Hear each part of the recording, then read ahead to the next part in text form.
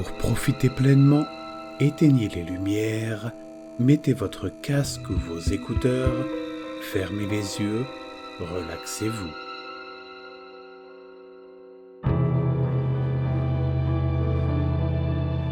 Pilote automatique.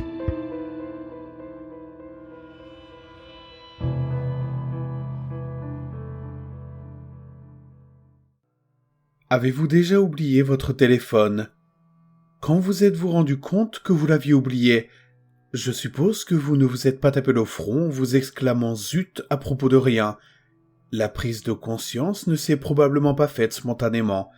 Il est plus probable que vous ayez cherché votre téléphone en ouvrant votre poche ou votre sac à main et que vous ayez été momentanément troublé par son absence. Vous avez alors refait mentalement le bilan de la matinée. Et puis, c'est la galère. Dans mon cas, l'alarme de mon téléphone m'a réveillé comme d'habitude, mais j'ai réalisé que la batterie était plus faible que prévu. C'était un nouveau téléphone, et il avait la fâcheuse habitude de laisser des applications en cours d'exécution, ce qui épuisait la batterie pendant la nuit. Je l'ai donc mis à charger pendant que je prenais ma douche, au lieu de le mettre dans mon sac comme d'habitude. C'était un écart momentané par rapport à ma routine, mais c'était tout ce qu'il fallait. Une fois sous la douche, mon cerveau a repris la routine, qu'il suit tous les matins et c'est tout. J'ai oublié. Il ne s'agissait pas simplement d'une maladresse de ma part, comme je l'ai découvert par la suite. Il s'agit d'une fonction cérébrale reconnue. Le cerveau ne fonctionne pas à un seul niveau, mais à plusieurs. Par exemple, lorsque vous marchez quelque part, vous pensez à votre destination et à éviter les dangers, mais vous n'avez pas besoin de penser à garder vos jambes en mouvement. Je ne pensais pas à réguler ma respiration. Je me demandais si je devais prendre un café sur le chemin du travail. Je l'ai fait d'ailleurs. Je ne pensais pas à faire passer mon petit déjeuner dans mes intestins. Je me demandais si j'allais finir à temps pour aller chercher ma fille Émilie à la crèche après le travail, ou si j'allais encore devoir payer des frais de retard. Il y a une partie du cerveau qui s'occupe de la routine, afin que le reste du cerveau puisse penser à d'autres choses. Pensez-y. Pensez à votre dernier trajet. De quoi vous souvenez-vous ? Probablement de peu de choses, voire de rien du tout. La plupart des trajets courants se confondent, et il est scientifiquement prouvé qu'il est difficile de se souvenir d'un trajet en particulier. Faites quelque chose assez souvent et cela devient une routine. Si vous continuez à le faire, il cesse d'être traité par la partie pensante du cerveau et est relégué dans une partie du cerveau dédiée à la routine. Votre cerveau continue à le faire sans que vous y pensiez. Bientôt, vous pensez à votre itinéraire pour vous rendre au travail autant que vous pensez à garder vos jambes en mouvement lorsque vous marchez. En d'autres termes, pas du tout. La plupart des gens appellent ça le pilotage automatique, mais ce n'est pas sans danger.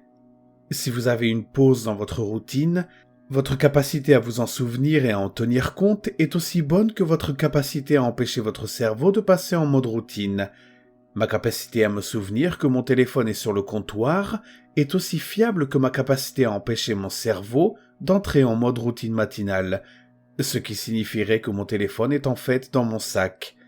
Mais je n'ai pas empêché mon cerveau d'entrer en mode routine. Je suis entré dans la douche comme d'habitude. La routine a commencé, l'exception est oubliée. Pilotage automatique enclenché. Mon cerveau a retrouvé la routine. Je me suis douché, je me suis rasé, la radio annonçait un temps magnifique.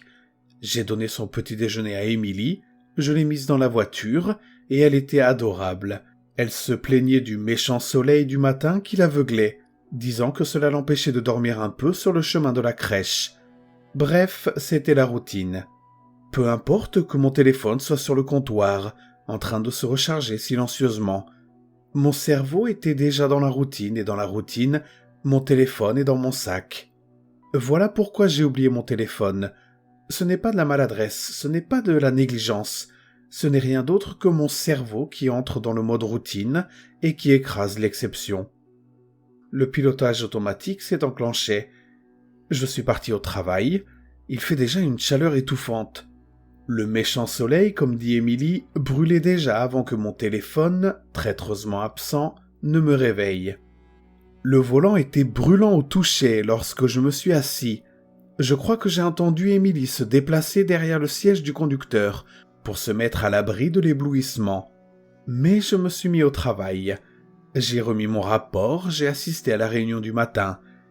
Ce n'est que lorsque j'ai pris une rapide pause café et que j'ai voulu attraper mon téléphone que l'illusion a volé en éclats.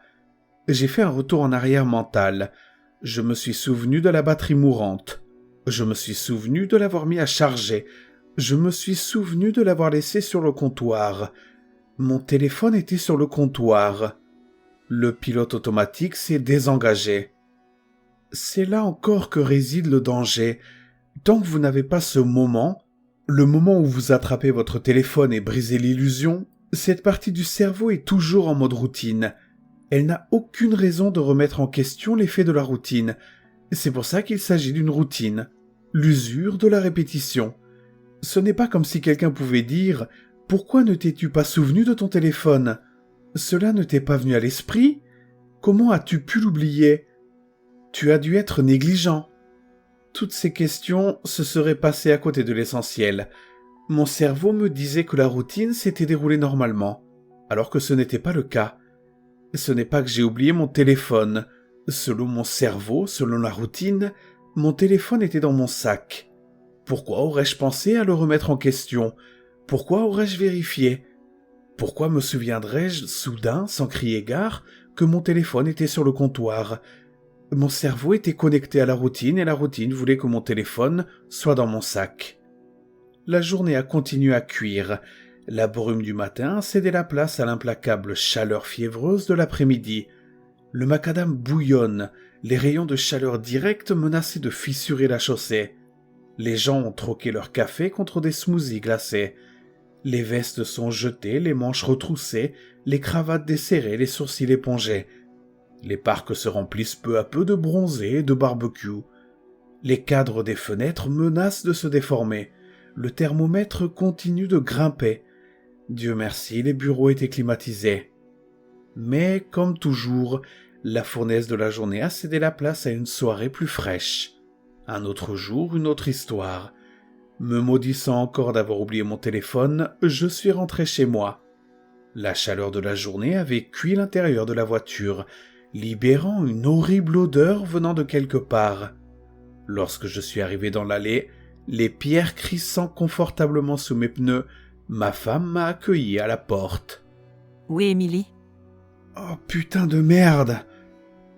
Comme si le téléphone ne suffisait pas. Après tout, j'avais laissé Émilie à cette putain de crèche.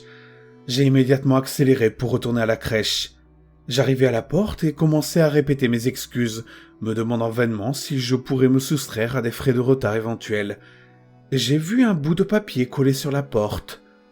En raison d'actes de vandalisme commis pendant la nuit, veuillez utiliser la porte latérale, seulement pour aujourd'hui. Pendant la nuit ? Qu'est-ce que c'est que ça ? La porte était en bon état ce matin. Je me suis figé. Mes genoux tremblaient. Des vandales ? Un changement dans la routine ? Mon téléphone était sur le comptoir. Je n'étais pas venu ce matin. Mon téléphone était sur le comptoir. J'étais passé devant la crèche parce que je buvais mon café. Je n'avais pas déposé Émilie. Mon téléphone était sur le comptoir. Émilie avait changé de place à l'arrière. Je ne l'avais pas vue dans le miroir. Mon téléphone était sur le comptoir. Elle s'était endormie à cause du méchant soleil. Elle n'a rien dit quand je suis passé devant la crèche sans m'arrêter. Mon téléphone était sur le comptoir. Elle avait changé la routine. Émilie avait changé la routine. Mon téléphone était sur le comptoir. Elle avait changé la routine et j'avais oublié de la déposer. Mon téléphone était sur le comptoir. Émilie était dans la voiture pendant 9 heures, avec le méchant soleil, pas d'air, pas d'eau, pas d'électricité, pas d'aide. Cette chaleur, un volant trop chaud pour être touché. Et l'odeur. J'ai marché jusqu'à la porte de la voiture. Je suis engourdi en état de choc. J'ai ouvert la porte. Mon téléphone était sur le comptoir et ma fille était morte. Le pilote automatique s'est désengagé.